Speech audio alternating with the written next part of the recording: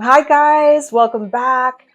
I want to talk about young earth creationism and the rise of anti science, what's going on. But I want to go back to 2017 when I was sitting in Sunday school. I was a United Methodist by this point, a much more liberal denomination than what I grew up with, which was independent Baptist fundamentalism. And we went through our ludicrous prayer requests, and then the lesson of the day was about the creation story and what it means to us today. And I remember being really surprised that about 50% of these liberal Christians still believed in the young earth theory. I thought almost every liberal Christian had abandoned that. So I was surprised.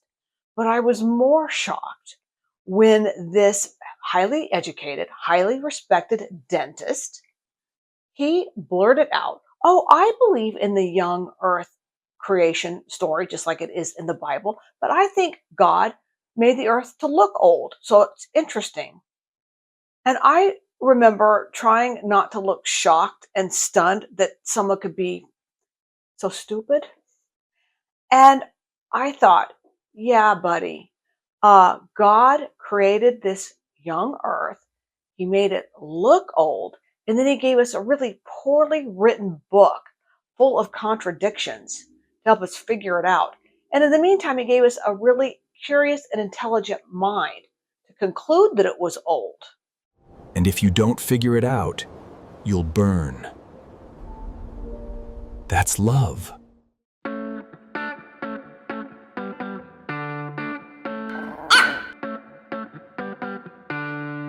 So I'm not going to go into today why a young earth creation theory story is ludicrous. That has been played out. You can go listen to dozens of other videos why it's ludicrous. That's not the point today. What I'm wanting to get into is why am I seeing young earth creationism, other anti-science things, why are they on the rise?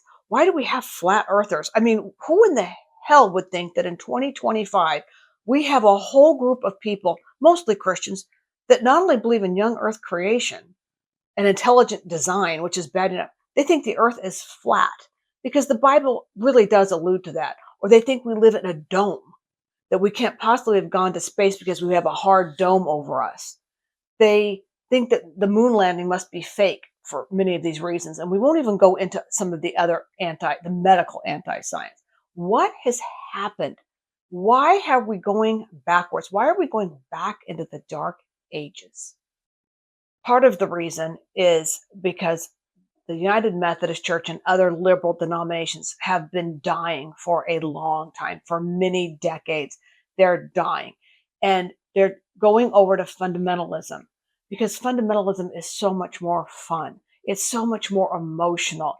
It's just a totally different world. It's a better world in a lot of ways if you're looking for connection, if you're looking for belonging. And when you go into fundamentalism, if you don't believe in a young earth creation, that is not acceptable because they teach that the Bible is literal.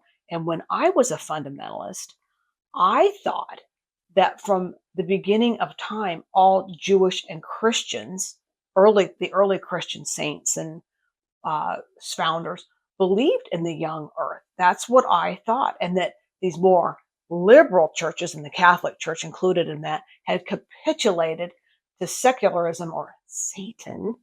And they fell to that, and they would teach that, yes, we have an old earth, could be helped with intelligent design or evolution, which was just the dirtiest of dirty words. And I have found out since I got out of that that's a myth. That isn't true. The early Christians didn't think that. In fact, I was shocked to learn that young earth creationism is more of a modern invention rather than something that's old. I have a whole list of church, we won't call them founders, church saints that helped spread the doctrine of the early church. Now, if I slaughter their names, please forgive me. I'm not an historian, and I was never taught this, so I'm just kind of going off what I see here. I'm going to put their pictures up, but these are giants in the church, and none of them believed in a young earth creation. So we have Saint Irenaeus of Lyons, Justin the Martyr, Clement of Alexandria, Philo of Alexandria, who was a Jewish philosopher, and of course, St. Augustine, St. Origen, and Anastastus. I'm not sure how do you say that, but most of them argued that Genesis was not really in days, that creation was more or less instant, and it was more of a logical order and not super chronological.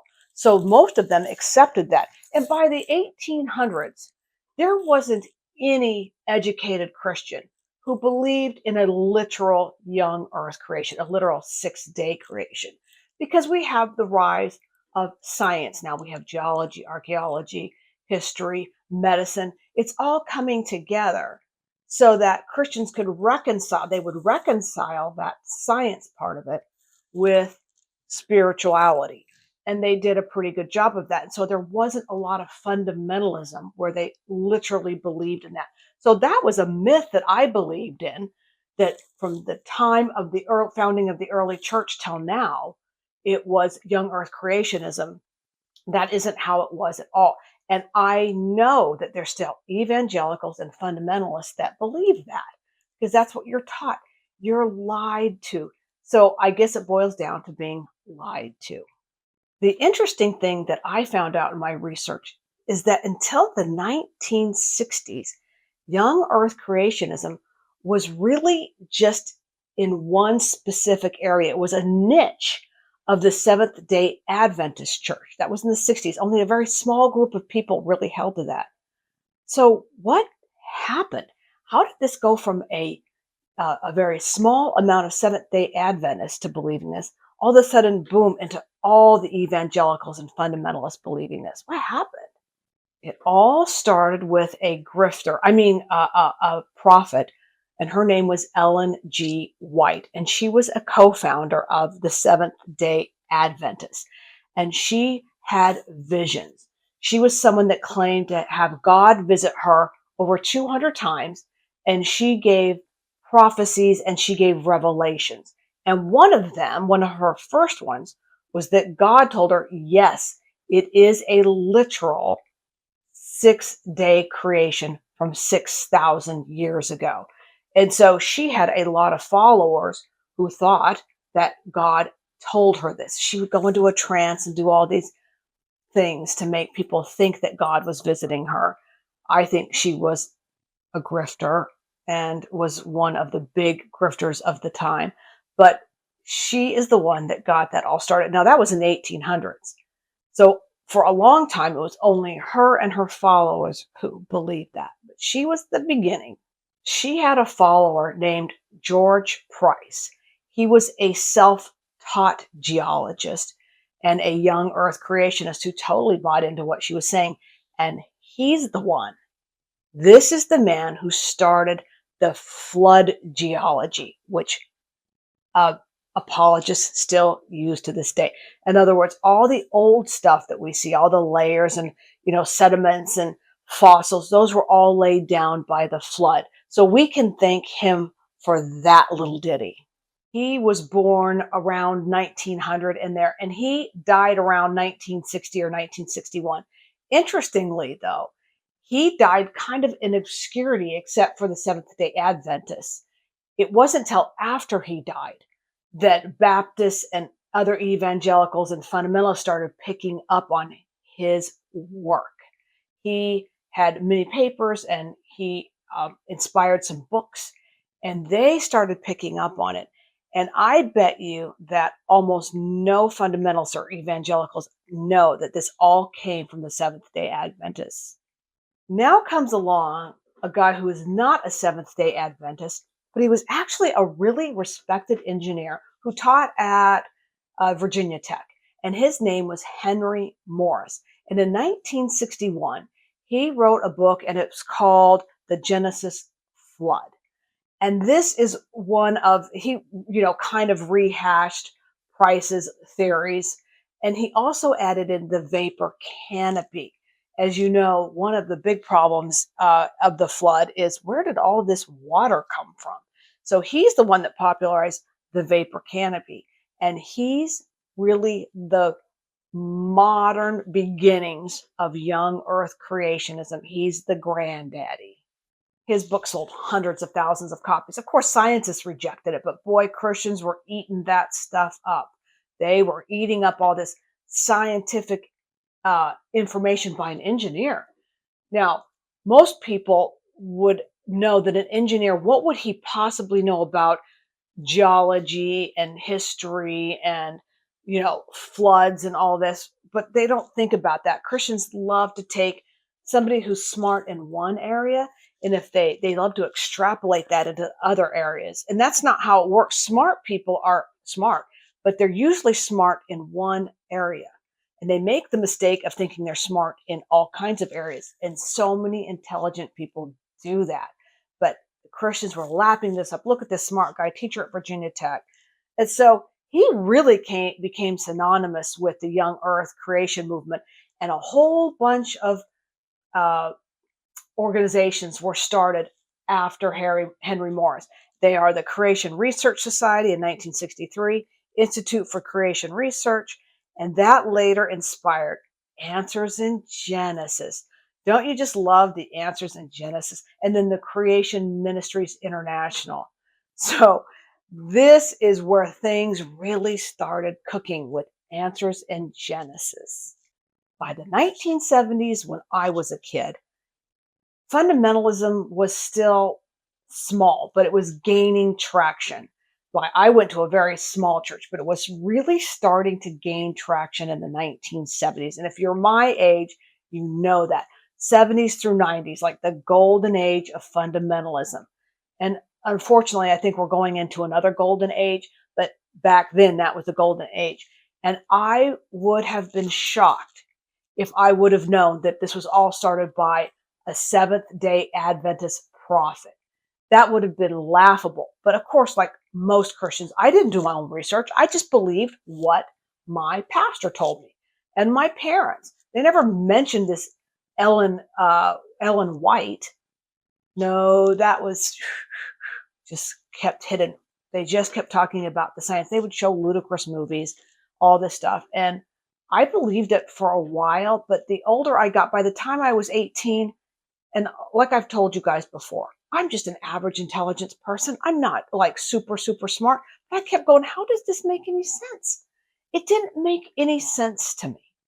So I didn't believe it really, but I didn't dare say a word. I didn't dare say that I didn't really buy into it. I just kept my mouth shut. And that comes to the real reason why we have so much anti-science sentiment, why young earth creationism, flat earthers, all of that is making a huge comeback. In 2025, we're having a renaissance of that. There's a lot of different reasons why it ties into people being pushed to more of a conservative base, the rise of Donald Trump. Whatever you think about him, I think he's driven a lot of people to fundamentalism that weren't before, because I've seen that in my own life.